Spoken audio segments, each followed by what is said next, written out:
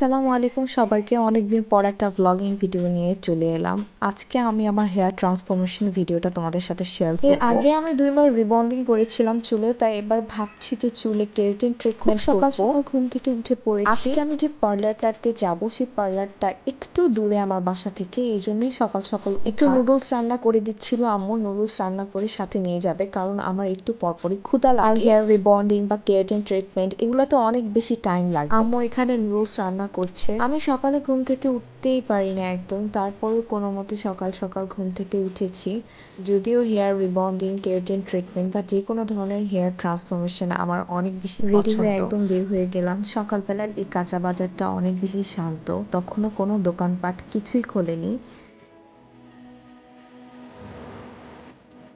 আল্লাহর রহমতে বের হতে না হতে একটা সিএনজি পেয়ে গেছি, যেখানে আমি আর আম্মু উঠেছি আর সাথে সাথে রওনা দিয়ে দিয়েছি। আজকে আমি কোন পার্লারে যাচ্ছি সেটা তোমরা একটু পরেই জানতে পারবে। এই পার্লারে আমার যাওয়ার ইচ্ছে অনেক দিন ধরেই ছিল, কিন্তু আসলে যাওয়া হয়নি। আর পার্লারের ওনার যিনি, উনি আমাদের রিলেটিভও হন।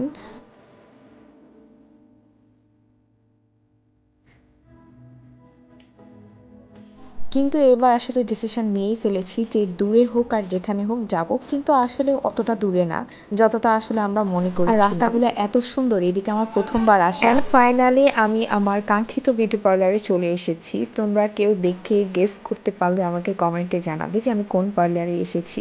পার্লারের আশেপাশে কিছু ভিডিও নিচ্ছিলাম, সাদা সিলিংটা সুন্দরই লাগছিল। তো এই পার্লারে এসেছি আমি আজকে ব্রাজিলিয়ান কেরাটিন ট্রিটমেন্টটা নিব। আসার সাথে সাথে এখানে আমার মাথার ফার্স্ট মেডিসিনটা দেওয়ার পর ওয়াশ করে দেওয়া হচ্ছে। ওনাদের কাজে আর ব্যবহারে আমি খুবই স্যাটিসফাইড। ওনারা খুবই যত্ন সহকারে কাজ করেছেন।